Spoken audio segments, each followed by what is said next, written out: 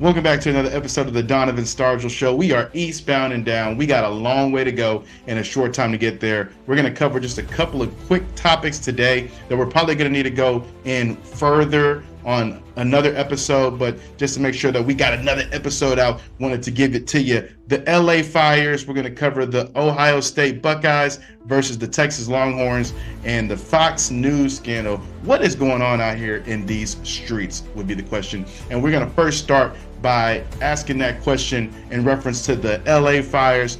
We keep hearing more and more come out about these fires, and I just want to quickly just hop into the latest piece is that the first things that we were hearing is that we don't know how these fires started, okay? And that always sounded a little suspicious. And I'm not superstitious, but I'm a little stitious, and I wasn't holding my breath because I felt like we were going to figure out what was going on with these fires or learn that there was a little bit more than what the media was trying to deliver to us in terms of information. Now, I don't, when I'm sharing this clip, believe that these fires necessarily, all of them, started by arson, but we are starting to get a little bit of groundswell when it comes to understanding that maybe some of this was intentional, maybe some of this was provoked by someone intentionally. And so just to kind of give you a quick clip here about some of the unfurlings, let me let you go with this gentleman who I think goes by the name of You Won't Believe Me Official. Working together to take down this man. They said he had a blowtorch and he was trying to start fires. They did this with zip ties and a rope, and then the police came in and arrested him. Unfortunately, the LAPD just said there is no probable cause to arrest this man for arson. Just take a look at both of these clips.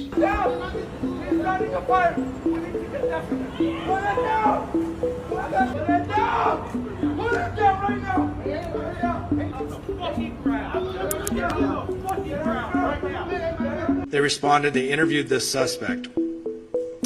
After the interview and additional investigative steps, looking at some additional evidence that was present, they made a determination that there was not enough probable cause to arrest this person on arson or suspicion of arson, and therefore this person was arrested on a felony probation violation. This investigation is ongoing, however, and I'd like to thank those community members that were involved in this and helping us bring this person to our attention, and so we can have an ongoing investigation.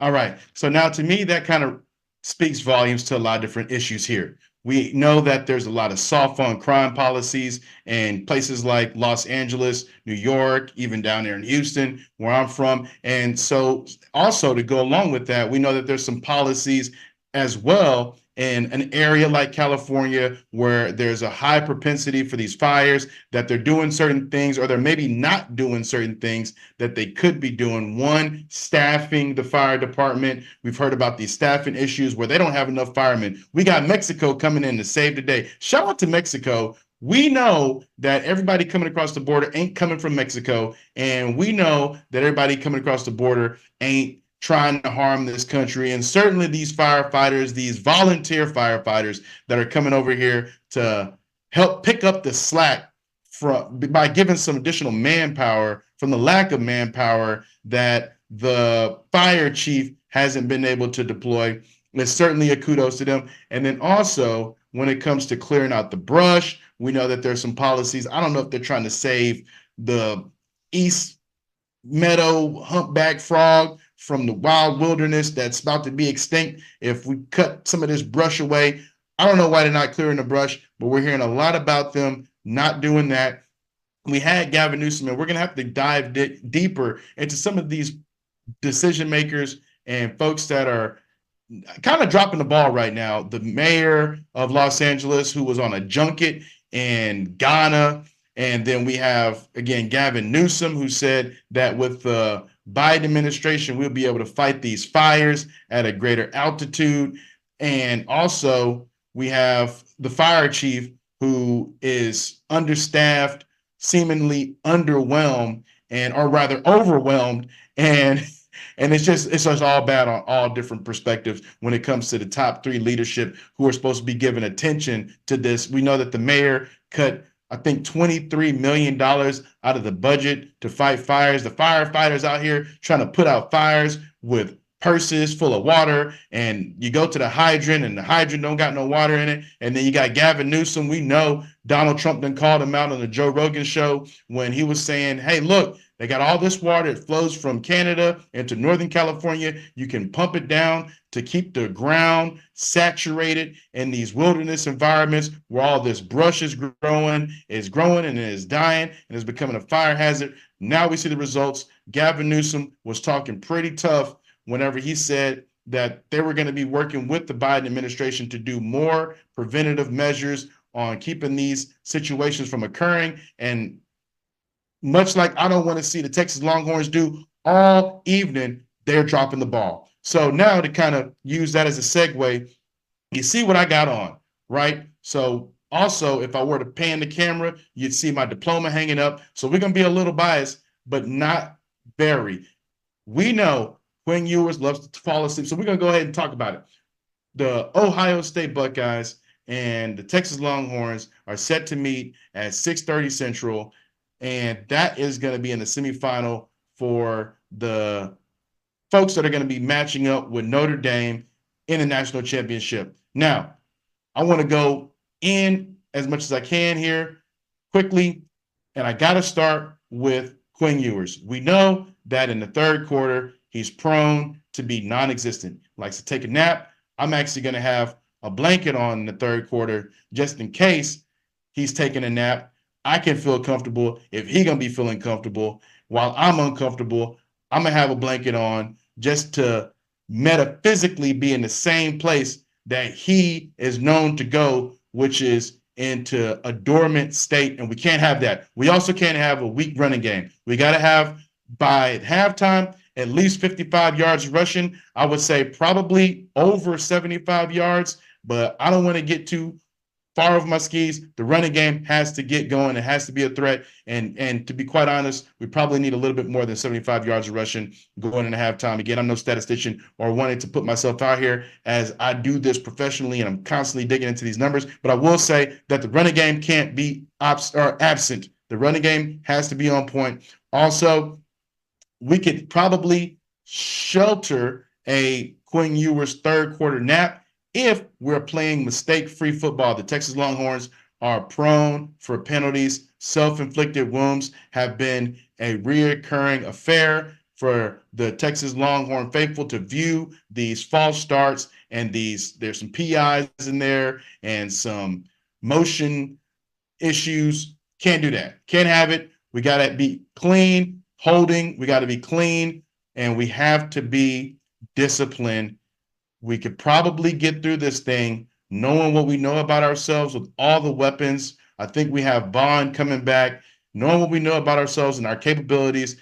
That defense that we bring to the table, I think, is going to be something that Ohio State hasn't seen all year. Everyone loves to criticize the Longhorns and say that we haven't played anyone, but I would question who has Ohio State played. They lost to Oregon. They came back and showed them what for, and then they lost to Michigan. We played a Michigan team that was early in the season, and we never held a deficit against them. We always held a lead, and I know that Ohio State is upset about the fact that they dropped the ball. Ryan Day hasn't beat a Michigan team yet in his tenure. I want to say that's 3 years that they've gone and played that team from up north and haven't been able to pull it off. So they're salty about that. They're coming in hot. They just whooped up on Oregon. At the same time, this is going to be the best defensive backfield and also best defensive line that Ohio State has seen all year. So if we can stop their running game or at least slow them down and cause and force some 3-and-outs, I think we're going to open it up for our offense to get going. And again, if we can get that ground game going, Quinn's going to have some throwing lanes that are going to open up. And we're looking at the Horns telling Vegas, kiss the baby, because I think this 6-point deficit is probably real. I don't know if they're roasting us with the 6 points, seeing as that those are the amount of points that Burt Auburn left on the board playing Arizona State.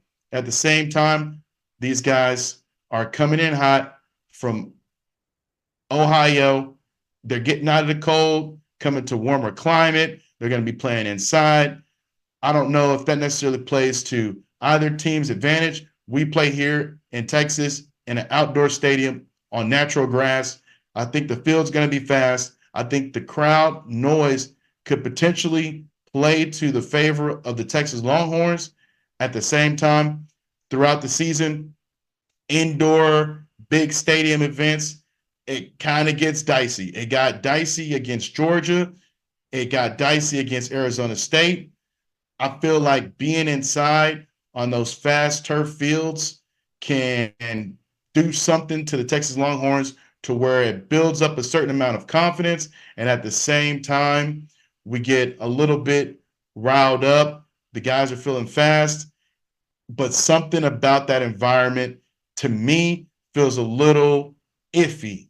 Now, some folks were saying, why don't they play at the Cotton Bowl? That's certainly playing into our favor, seeing as that there's a snowstorm in Dallas. I don't think you would call it a snowstorm if you're a meteorologist, but there's snowfall in Dallas, which is, of course, unheard of for a Texas town that isn't as far north as the Panhandle. At the same time, playing to our favor that we don't have to be outdoors. Great opportunity for us to have a little bit of home crowd momentum behind us. I think that's going to be enough to carry us across the finish line. But again, checkpoints, and got to get the running game going. You have to play mistake-free football.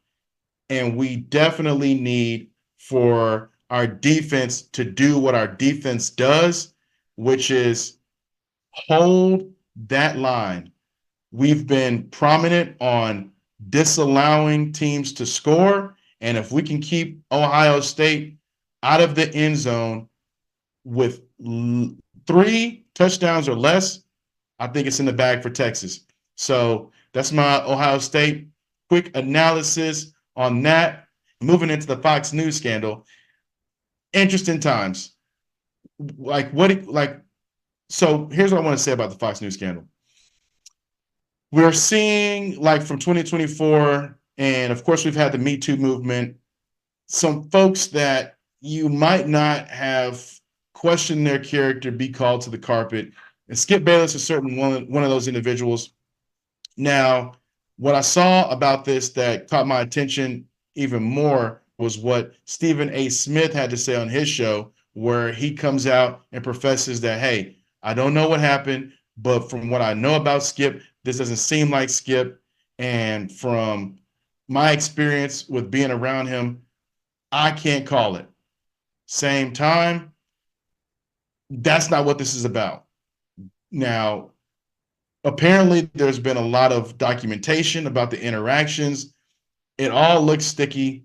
I think some folks have tried to throw other names into the mix. We really don't know what's going on here. It does look a little weird. I hate to see it happening to Skip. I hope to goodness that none of this is accurate and that we can have it all just kind of go away, but it doesn't look like it's going to happen like that.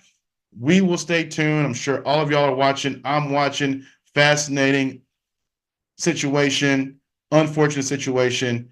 Stand-up guy from what I would have ever thought about Skip Bayless. Love his commentary, the back and forth that him and Stephen A. used to do. All right, so that's it for this episode of the Donovan Stargell Show. I'll see you on the next one, and until then, thanks for watching. Take care.